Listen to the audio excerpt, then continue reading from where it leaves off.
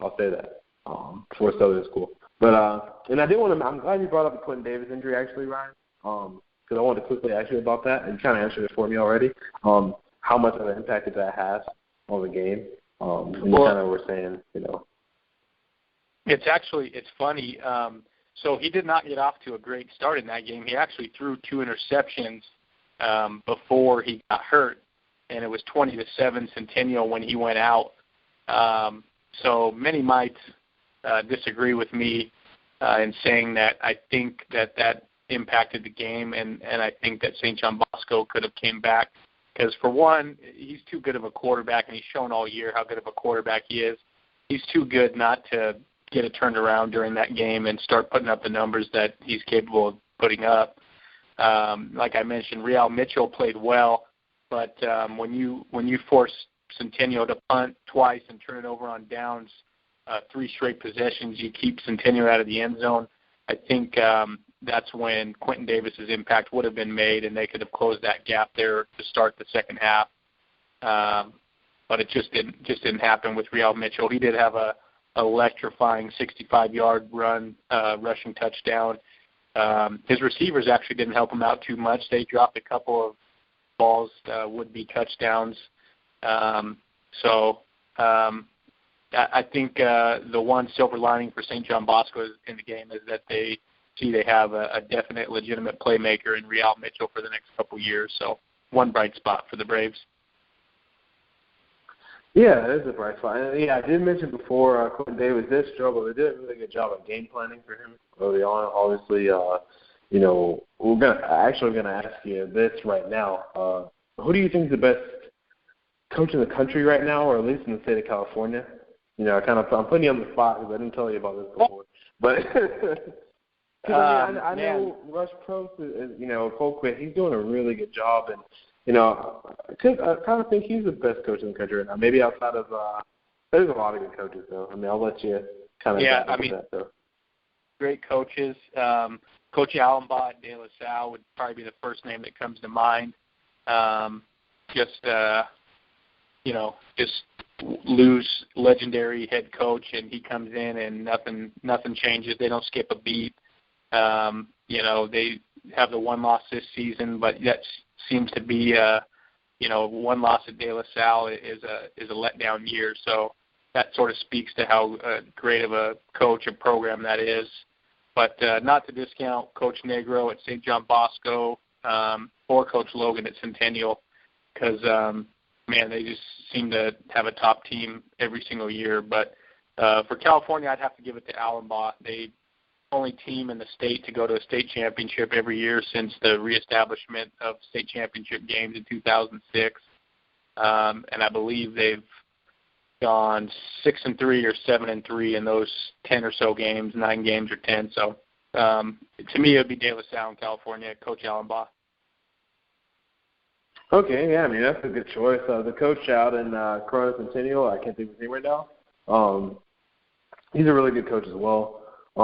There's a bunch across the country. IMG's coach is really good as well. Bob Johnson, Mission Viejo, is great too. And that's actually a perfect segue for me, because actually another game I wanted to ask you about was Mission Viejo versus Helix La Mesa.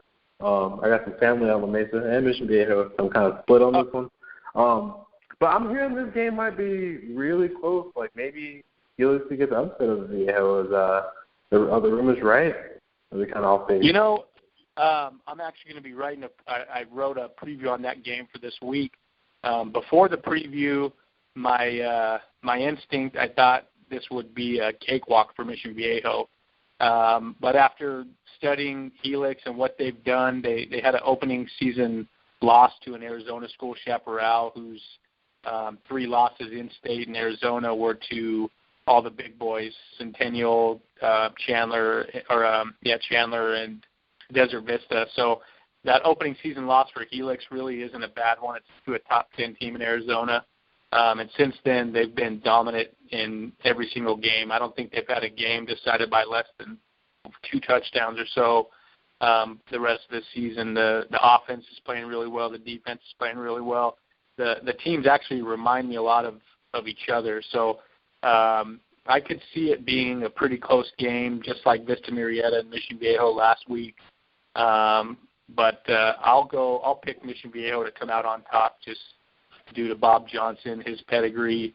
And Mission Viejo, to me, is probably the most storied high school football team in California yet to make it to a state championship game. I think that's a lot of motivation for them, and they're going to get over the hump. Yeah, I agree with you. I think Helix is going to keep it close. But I think Mission Viejo will pull it out. I really do. I think they'll. And they're definitely one of the, they deserve a state title. I'll say that for sure. They got snubbed, some people would say, last year. That's a really good program. It's one of the most consistent programs, like you said, in the country. Definitely without a championship. What about the team up north, Folsom? They took care of business versus Elk Grove. Do you think they are favorites to win their state championship game? Yeah, given their win streak, they're getting to host that game. They've won 40 in a row at their home stadium. I think so. Elk Grove was a big test, a really good Elk Grove team that they got by. Bellarmine Prep, they're also a really good team. They're a triple option team with 3 track stars in the backfield. So I think that will be another good, hard-fought game for Folsom. But I expect them to pull it out and play the winner of Mission Viejo and Helix in that game. So I'll take Folsom, but it never seems to play out like you think it will. So right now I'll expect Folsom and Mission Viejo to play in that state championship, but I won't be surprised if it might be one of those facing either Helix or Bellarmine. So. Right, agreed. I agree with you on that. Again, the last one, I guess, in California I have for you is Camarillo and La Habra. I moved Camarillo up pretty high. I think they're, deserving of a top 25 ranking. Do you think they'll beat La Habra coming up? Yeah, it's funny. Same exact feel as the Helix and Mission Viejo game. On paper, before I wrote about it, I thought Camarillo would be a cakewalk for them. But after studying La Habra, they're a very talented team, high-power offense with a good defense. I believe they're outscoring their opponents an average of 30 points per game. They have a few quality wins in El Toro, Los Alamitos, and they beat San Clemente for its section championship. And their one loss, La Habra's one loss, was just a 10-point loss to Mission Viejo. Played them real tough, held them well below their season average of points. So I think that's going to be a good, hard-fought game. Tough to pick a winner in that one. Maybe just because Camarillo they haven't been proven they can be beat yet. Good quarterback in Jake Constantine. A lot of firepower and offense too. I can see that being a high-scoring game. I'll take Camarillo, gun to my head, but I won't be surprised if either team comes, whichever team comes away with a win. Yeah, I agree with you again, man. I honestly, when I looked at it, I haven't seen much La Habra yet, but I trust you. I haven't seen them. I haven't seen La Habra play or Camarillo for that matter, but just doing my homework and seeing who these guys have played and stats and stuff. That's what I base that off of. But either way, it's two teams that average over 40 points a game. Both defenses play well, so we'll see. Should be a good game. Yeah, it should be. I mean, the first time I got familiar with Camarillo football, to me was when they had Samson Zuskowski at quarterback and Brian Anger and those guys. They're really good. They built a pretty good program. They were really close back then, battling with Rio Mesa and St. Bonnie's up there or whatever for that Ventura County area. But, yeah, they've come a long way, and this is huge for them if they can get a state title. I don't believe they have one, if I'm not mistaken. So no, you're right. Sure. They sure don't. Yeah. Neither of these teams have played in a state championship game, so a lot of motivation. Yeah, a huge amount. And speaking of state titles, this isn't California, but Maryville took a loss. I'm sure everyone noticed that this week. They had a 44 game winning streak in state. They've been to 7 titles in a row in the state of Tennessee. Wow. That was the biggest upset of the week to me.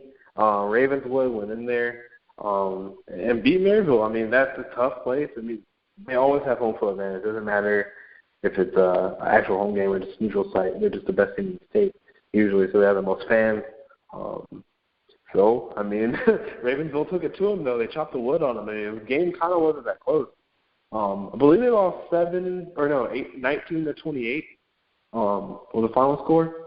And it was a struggle for them to get. I mean, obviously, if you're scoring 19, there was some kind of struggle, I guess, right? But it was tough for them to score. And I was surprised, man. I thought that's a team you could easily pencil in, and because I haven't seen Ravenswood play at all. I can't even play their team, to be honest, Ryan. I'm not gonna lie. Yeah. But they just won a 5A state title in Tennessee. A team that wasn't ranked, apparently in one of the local newspapers, the top 25 of their own state, is now possibly the best team in the state. So, maybe outside of Brentwood Academy, I'd say, which is 4A. But, yeah, I mean, just had to shout that out a little bit. And I do want to, also mention the team kind of just went over, Bishop Gorman. I guess it's just they just won another state title, 7 in a row. Yeah. What did you do? But, Ryan, you're out there, obviously. You're at the game. So, I mean, tell me about the Gales, man. I said it was special in the beginning of the show because it's just kind of blown over, man. I guess they just won another state title. It's 7 in a row, though. You got to respect 7 in a row.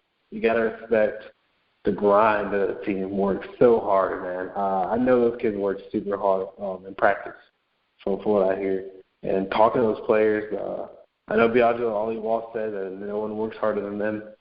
Could be true, man, because they work hard, and obviously they are 15-0. Blew out Liberty as well, which I didn't think they would do, actually. But, I guess tell us about that game versus Liberty. Myself and a lot of other people locally thought that that game would be a lot closer. Liberty's a very talented team, big boys up front, great skill positions, good pass rush, 3-star quarterback. So we thought that the gap is closing, and this might be a pretty decent game. But Bishop Gorman proved otherwise.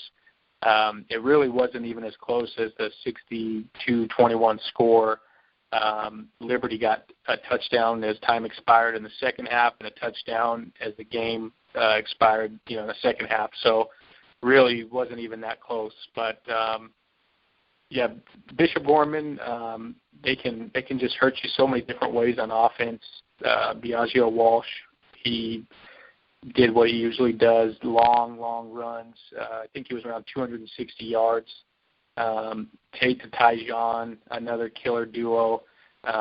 They perform very well. The defense is so stingy. Typically when a team scores, it's, over pursuit on a play and somebody gets by that first level and gives up a big play. But Ethan Dedeaux, 3-star receiver, defensive back for Liberty, he got in with 3 touchdowns. Good, solid player. Look forward to seeing him next year locally. Yes, Bishop Gorman, the defense outside of the 21 points, they played very impressive for the whole game. Pass rush, they got their big man Haskell Garrett back, second game since being out for about a month. The defensive line plays very well. The linebackers great at playing the run or in pass coverage, and the secondary played very well. I believe they had a couple interceptions. So just an impressive win to me. I think people outside of Nevada don't realize how good Liberty is just because they get crushed by Bishop Gorman every year. But Liberty's a very good team. They're a big team. They average 6'3", 300 pounds on the offensive line. And like I mentioned, good skill position. They pass the eyeball test, nice thick, high school football bodies. And I did hear that they're going to put themselves out there with but their coach said that they were going to play 3 national top 25 teams next year. So I don't know if he's mistaken on the rankings, but